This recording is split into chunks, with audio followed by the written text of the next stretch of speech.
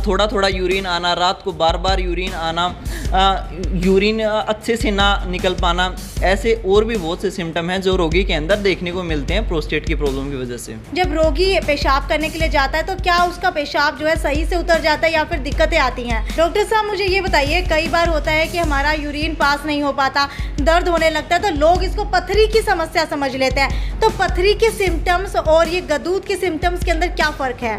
अगर दूसरे कारण के बारे में बात करें तो टेस्टोस्टेरोन का लेवल कम हो जाना, इसके अलावा एंड्रोजन का लेवल बढ़ जाने की वजह से भी ये दिक्कत देखने को मिलती है। इसके अलावा और भी रिस्क फैक्टर के बारे में बात करें तो जैसे डायबिटीज़ के पेशेंट के अंदर ये चीज़ें अधिक देखने को मिलती हैं। अगर हम प्रोस्टेट के बारे में बात करें तो प्रोस्टेट एक तरह से जो हमारी ब्लैडर के नीचे वाला पार्ट होता है उसका साइज़ बढ़ जाता है, जिसकी वजह से यूरिन पास आउट करने में रोगी को प्रॉब्लम फेस करने को मिलती है। जब हम लोग प्राइवेट हॉस्पिटल्स के अंदर जाते हैं तो गदूद का सिर्फ एक ही इलाज बताया जाता है कि ऑपरेशन करवा लेते हैं। आप मुझे समझा सकते हैं कि ऑपरेशन करवाने की बजाय अगर हम लोग होम्योपैथी की दवाई लेते हैं तो कैसे गदूद की बीमारी ठीक हो सकती है? सबसे बढ़िया है कि आप होम्योपैथी ट्रीटमेंट लें, ना तो आपको ऑपरेशन की ज़रूरत पड़ती और इस बीमारी का परमानेंट सॉल्यूशन है और पेशेंट को कॉस्ट भी ज़्यादा नहीं लगती है। काफ़ी ऐसे पेशेंट हैं जो सालों सालों दवाई खाते रहते हैं प्रोस्टेट की, लेकिन उनसे उसको आराम भी नहीं मिलता, आगे चल के उनको ऑपरेशन ही करवाना पड़ता है। कई महिलाएं भी कहती हैं हमें ये दिक्कतें होती हैं, तो क्या ये गदूद की बीमारी सिर्फ पुरुषों को होती है या महिलाओं को भी हो सकती है? नमस्कार, सिटी बिग न्यूज़ देख रहे हैं आप और मैं हूं आपके साथ साक्षी सोनी। लगातार मैं आपके लिए ऐसी वीडियोस लेकर के आती हूं जो आपकी प्रॉब्लम्स होती है लेकिन आप किसी से डिस्कस नहीं कर पाते। आज भी एक आपकी ऐसी ही प्रॉब्लम के साथ मैं आई हूँ। क्या आप लोगों को ज़्यादा पेशाब आता है? क्या आप लोग सारी सारी रात सो नहीं पाते हैं? या फिर आपको बार बार इच्छा होती है कि मुझे वॉशरूम जा कर के आना है? या फिर आपके दिमाग के अंदर हमेशा ये चलता रहता है कि एक बार मैं वॉशरूम जा आता हूँ उसके बाद सब कुछ ठीक हो जाएगा, और उसके बाद जब आप वॉशरूम जाते हैं तो टपक टपक कर सिर्फ बूंदें ही आपको आती हैं, लेकिन उसके अलावा आपका जो फ्लो है पूरे तरीके से नहीं बन पाता। ये वो समस्या है जिसके ऊपर लोग बात करने से कतराते हैं, हालांकि डॉक्टर के पास भी नहीं जाते हैं। और भाई बात कीजिए फैमिली मेम्बर्स की तो फैमिली मेम्बर्स तक को नहीं बताते हैं।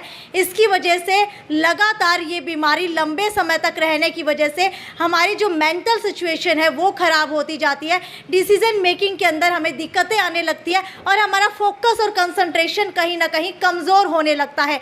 आज हम इसी समस्या के ऊपर बात करने वाले हैं कि ये समस्या किन को होती है और ये समस्या का रीज़न क्या है। मेरे साथ यहाँ पर मदर हॉस्पिटल से डॉक्टर सोनू फोगाट मौजूद है। सर, मुझे सबसे पहले ये बताइए कि गदूद नाम की ये बीमारी, प्रोस्टेट जिसे कहते हैं, सबसे पहले ये बताइए कि ये होता क्या है, इसके सिम्टम्स क्या हैं और ये किस एज के अंदर होती है?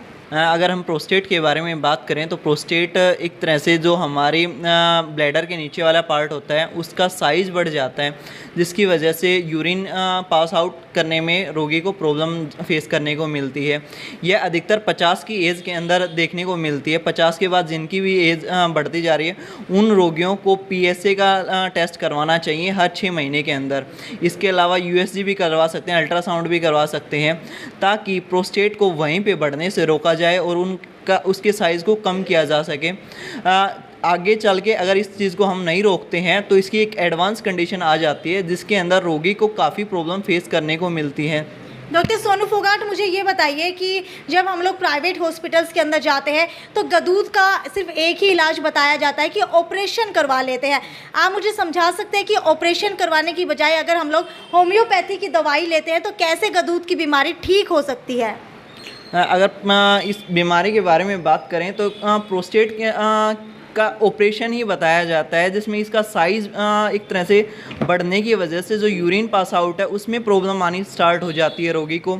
सबसे बढ़िया है कि आप होम्योपैथी ट्रीटमेंट लें, ना तो आपको ऑपरेशन की ज़रूरत पड़ती और इस बीमारी का परमानेंट सॉल्यूशन है और पेशेंट को कॉस्ट भी ज़्यादा नहीं लगती है।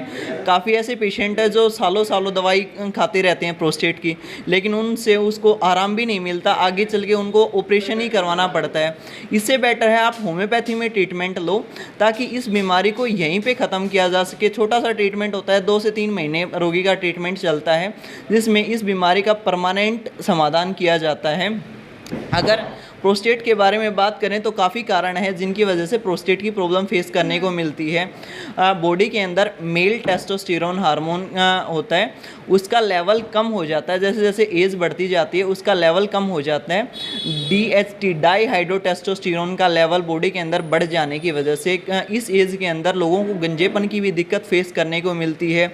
इसके अलावा उनको प्रोस्टेट की भी प्रॉब्लम फेस करने को मिलती है। अगर दूसरे कारण के बारे में बात करें तो टेस्टोस्टेरोन का लेवल कम हो जाना, इसके अलावा एंड्रोजन का लेवल बढ़ जाने की वजह से भी ये दिक्कत देखने को मिलती है। इसके अलावा और भी रिस्क फैक्टर के बारे में बात करें तो जैसे डायबिटीज़ के पेशेंट के अंदर ये चीज़ें अधिक देखने को मिलती हैं। इसके अलावा जिन भी रोगियों को जेनेटिक हिस्ट्री है उनके अंदर भी ये चीज़ें देखने को मिलती हैं। इसके अलावा जैसे लाइफस्टाइल है, जिनका सेडेंट्री लाइफस्टाइल है, लैक ऑफ एक्सरसाइज हैं, जो एक्सरसाइज नहीं करते हैं, उनके अंदर भी गदूद की प्रॉब्लम अधिक देखने को मिलती है। सर सबसे पहले तो मुझे ये बता दीजिए कि कई महिलाएं भी कहती हैं हमें ये दिक्कतें होती हैं, तो क्या ये गदूद की बीमारी सिर्फ पुरुषों को होती है या महिलाओं को भी हो सकती है, और अगर महिलाओं को होती है तो कैसे होती है? मैम पहली बात तो प्रोस्टेट की दिक्कत महिलाओं के अंदर नहीं होती है, ये जेंट्स की प्रॉब्लम है, जेंट्स के अंदर ही होती है। ये दिक्कत महिलाओं के अंदर और कोई दिक्कत हो सकती है, यूटीआई की यूरिनरी ट्रैक इन्फेक्शन की दिक्कत हो सकती है, जिसके अंदर ऐसे सिम्टम देखने को मिलते हैं जैसे यूरिन पास करते वक्त प्रॉब्लम आना, खून आना, इसके अलावा बार बार यूरिन आना, यूरिन अच्छे से ना आ पाना, ये सिम्टम आते हैं, लेकिन वो यूरिनरी ट्रैक इन्फेक्शन की वजह से आते हैं महिलाओं के अंदर। पुरुषों के अंदर ये सिम्टम गदूद की प्रॉब्लम की वजह से देखने को मिलते हैं, जैसे पेशाब करते वक्त खून आना, पेशाब करते वक्त दर्द होना रोगी को।